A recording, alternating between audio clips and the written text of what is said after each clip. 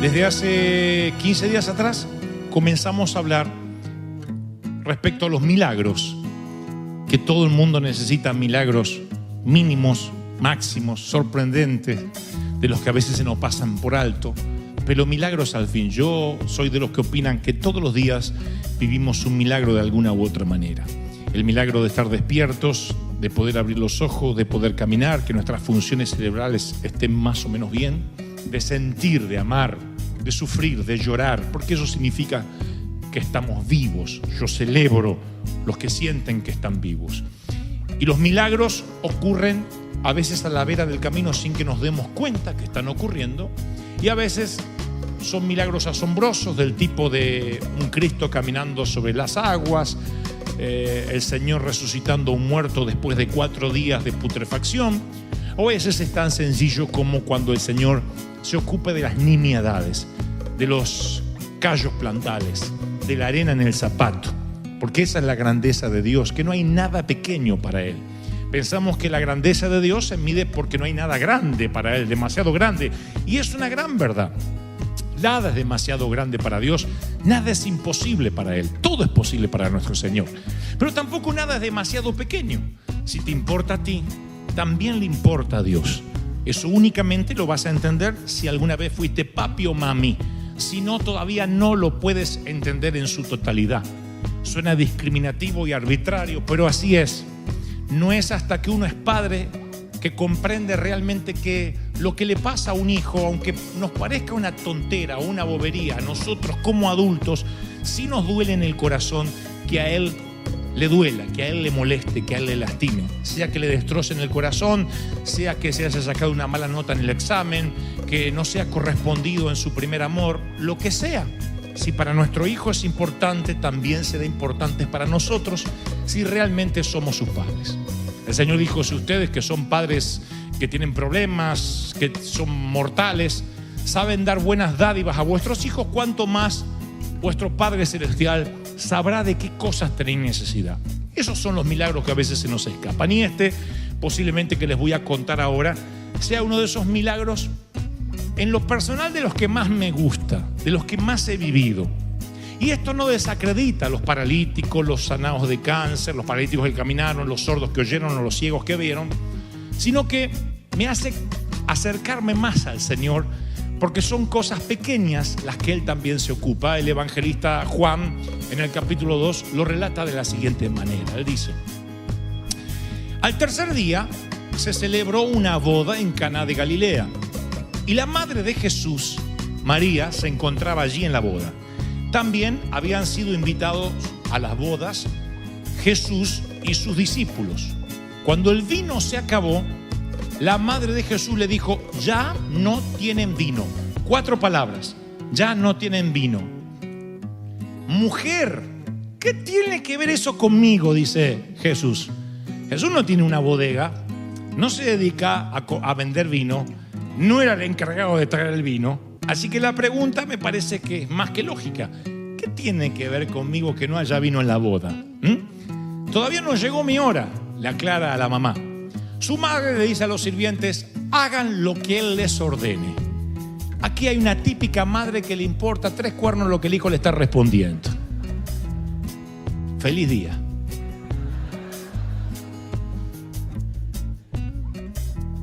Vuelvo al relato. Mujer, ¿qué tengo que ver yo con el vino? Hagan lo que él dice. O sea, da por sentado de que el hijo va a hacer lo que él diga, lo que ella piensa que va a hacer. Había 6 tinajas de piedra, de las que usan los judíos en sus ceremonias de purificación.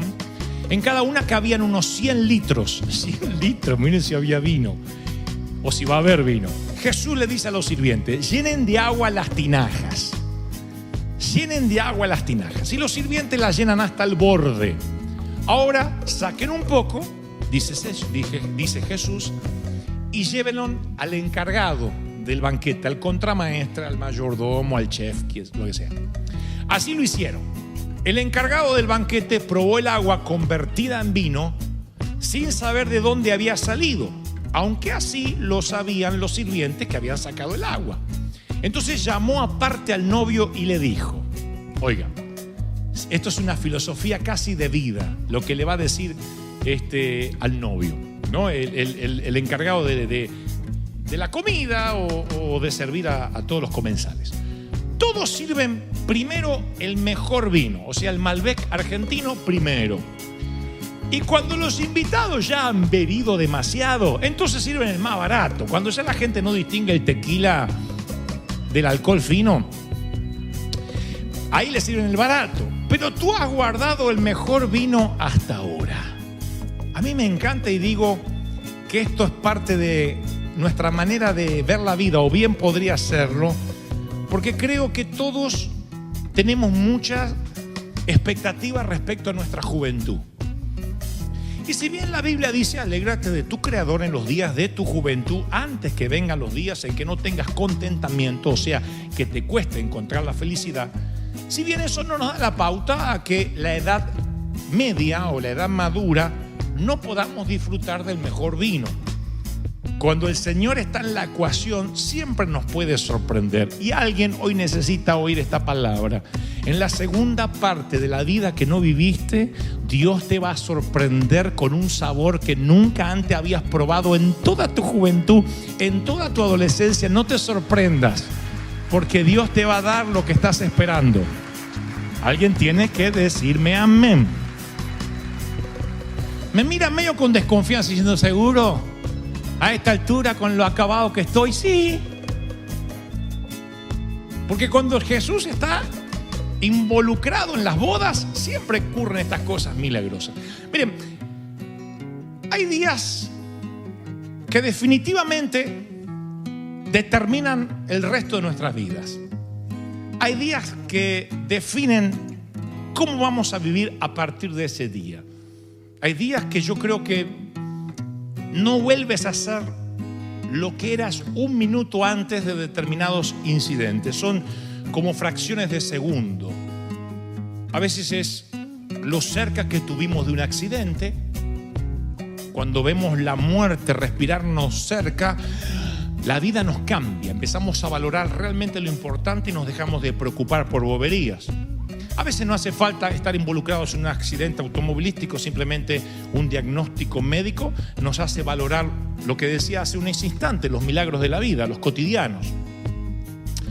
A veces una decepción, una desesperanza, un desencuentro, una traición. Hay algo que siempre define nuestra vida en un antes de y un después de. A veces es una persona que nos define antes de esa persona y después de esa persona. Personas que nos impactan, que nos cambian, que nos sirven como mentores.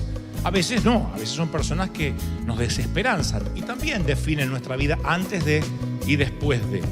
El Señor tiene uno de estos días donde yo considero que a partir de este incidente, del vino digo, queda destruido para siempre el puente hacia el pasado. Y yo no creo que hasta ese día alguien supiera de Jesús realmente como Mesías. Siempre lo habían llamado el carpintero. Pero ese tercer día del festejo de la boda, porque antes las bodas se festejaban durante varios días, ese carpintero se transformaría en un hacedor de vino. Y a mí me gusta cómo Jesús entra en escena, cómo de ser un actor de reparto, que está allí como un invitado más en una inmensa lista de invitados, se transforma en el actor protagonista sin que los demás comensales sepan que lo será. Tiene muchas incidencias esto que a mí me fascina.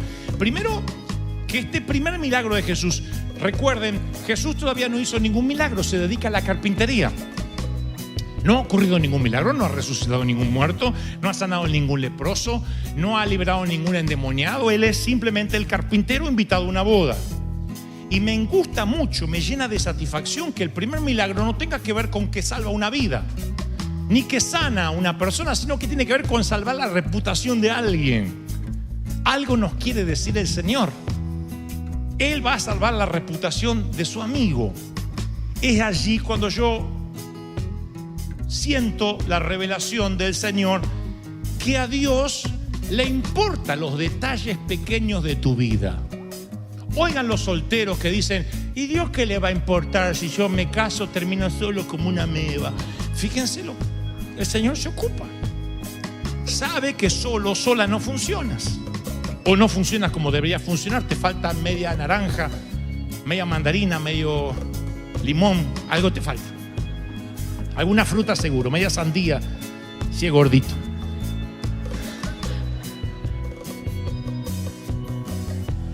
Tú dices, el Señor no se preocupa si yo no puedo tener lo mío, lo propio.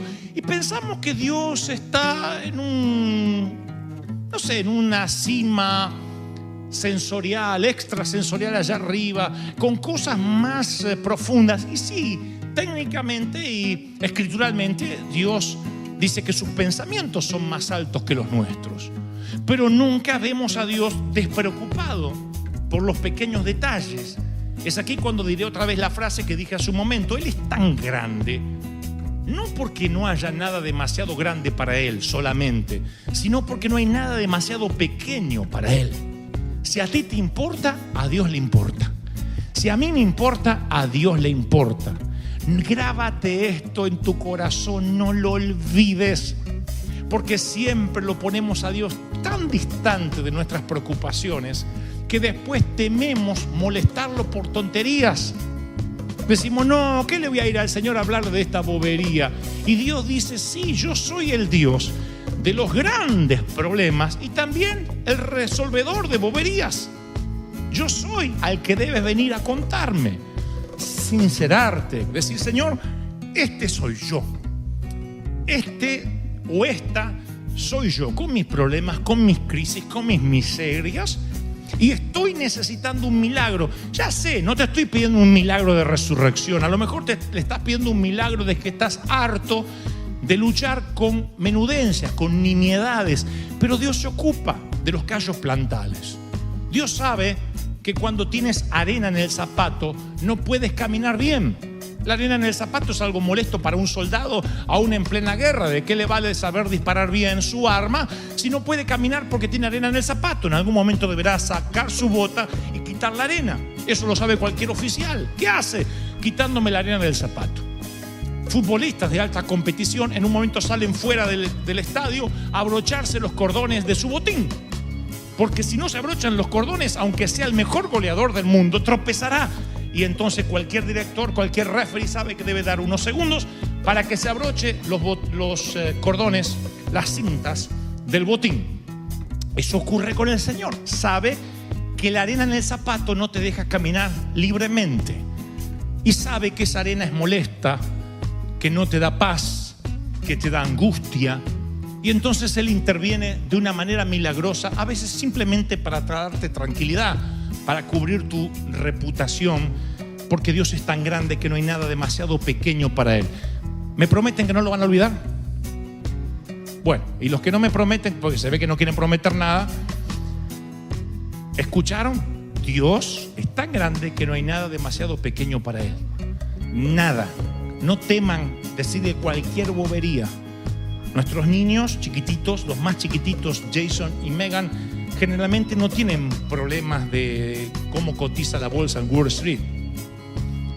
Lo más probable es que ellos digan, se me perdió mi muñeca, ay, no me anda el iPad, tengo hambre, quiero otra cookie. Esos son sus problemas que literalmente los llevan al borde de la muerte. Y uno tiene que entender su cabecita y decir, es solucionable. Pero nada es tan pequeño como para que no me vengas a molestar. Imagínate un padre diciéndote al hijo, no, cuando tengas un tema, digamos, aborto, embarazo no deseado, violación, ahí puedes hablar con tu padre. Todas las tonterías de ahí para abajo, no me molestes. Dios no actúa así, por eso digo, aunque suene discriminativo, no entenderás completamente al Señor hasta que no seas padre o madre. Yo digo siempre, nosotros no somos doctores, ni médicos, ni abogados, ni ingenieros, ni empleados, ni secretarias administrativas. Somos profetas encubiertos. Esos somos, ubicados estratégicamente en la vida para que sucedan milagros. A veces Dios necesita de nuestra intervención para que ocurra un milagro. Si tienes hijos, eres más que un padre o una madre, eres un profeta para tus hijos. Porque creo que nadie los conozca, nadie los ama, nadie cree en ellos más que tú. Ni la tía, ni el tío, ni la abuela, por más buena que sea la abuela y le dé dulces en lugar de fideos. Nadie creerá en tus hijos más que tú. Nadie. Y tú puedes ser un mal, buen o pésimo regular padre. Quiero aclarar esto porque algunos dicen: no tengo autoridad para hablarle a mi hijo ni profetizarle nada bueno porque me divorcié, porque ya no vivo con la madre de ellos o con el padre de ellos, porque tuve que trabajar mucho y no estuve en su primera infancia. Nada te exime de ser un profeta encubierto, de darles bendiciones a tus hijos. A lo mejor te fue mal en el matrimonio, eso no te hace un mal padre o una mala madre, a pesar de que tu ex a lo mejor le llenó la cabeza a tus hijos y le dijo: él es un sinvergüenza, él me falló a mí, por consecuencia le falló a ustedes. A veces cometen los adultos ese error de querer contaminar la cabecita de los pequeños que nada tienen que ver en una relación matrimonial de los padres. Nosotros tenemos que proteger la profecía. La profecía son los hijos. Independientemente si te va bien o te va mal en el amor, si elegiste mal o si elegiste bien, sigues siendo padre o madre de esos hijos. Y nuestra tarea, nuestra responsabilidad es profetizar bien, creer en ellos. Somos profetas encubiertos de nuestros hijos y a veces, cuando lo entendemos, nuestros hijos nos usan como plataforma de despegue en lugar de sentir que su padre y su madre es un tapón. A veces queremos que sean tan perfectos, queremos que no se equivoquen y los asfixiamos. Le quitamos la identidad. Recuerden que los hijos, no son libros, páginas en blanco para escribir. Son libros para decodificar. Ya vienen con una información. Después los podemos educar, darle un entorno más o menos bueno, pero no los podemos hacer a nuestros hijos a nuestra imagen y semejanza por más que querramos. Si tú quisiste ser actriz, mami, y no pudiste serlo, no empujes a tu hija que lo sea, porque a lo mejor a tu hija le importa 3 cuernos ser actriz. A lo mejor tú quisiste ser abogado y no pudiste y dice: tú vas a estudiar leyes, no vas a ser como yo. Y a lo mejor tu hijo quiere ser artista o quiere ser astronauta o no sé, quiere hacer otra cosa totalmente diferente. A veces creemos que los hijos son páginas en blanco para escribirlos, para hacer de ellos a nuestra imagen y semejanza lo que querramos. Y no, los hijos ya venimos con un cableado interno. Jeremías dice: desde el vientre de mi madre Dios ya me escogió. Dios ya sabía cuál era mi propósito. ¿Cuál es la tarea de los padres, como el de María con Jesús? Identificar ese propósito. Tú no eres lo que tus padres determinaron que seas. ¿Te dieron educación o no? ¿Te dieron alimento o no? Pero ellos no definieron lo que tú eres ahora como adulto. Fue definido antes de que fuese gestado en el vientre de tu madre por el Señor. Dios te hizo lo que tú eres. Nada más tus padres te dieron la cobertura, el nido, el entorno necesario, y a lo mejor ni siquiera eso, pero tampoco la falta de entorno, contenido o nido hará que se impida que llegues a ser lo que Dios quería que seas. Entonces Dios dice: yo te cableé internamente para que seas lo que eres, no tus padres. Y cuando nacemos con esa información. Nuestros hijos también nacen con una información. Tienes que decodificar. Capaz que a los 12 quieren ser astronauta, a los 14 quieren ser bombero, a los 18 quieren ser policía, a los 20 quieren dormir hasta las 3 de la tarde. Uno tiene que saber cuándo es el momento de profetizar lo que tienen que hacer conforme la pasión que cada uno tenga. Uno es como el viento que sopla las velas de la pasión de cada hijo. Eso es lo que va a hacer María como profeta encubierta. Ella es una profeta encubierta aquí, que va a profetizar algo sobre su hijo, sobre Jesús nada menos, porque no fuera por accidente que el vino se acabó allí en Caná. Era por designio divino. Como sucede en la mayoría de las oportunidades para los milagros, sucede bajo el disfraz de un problema.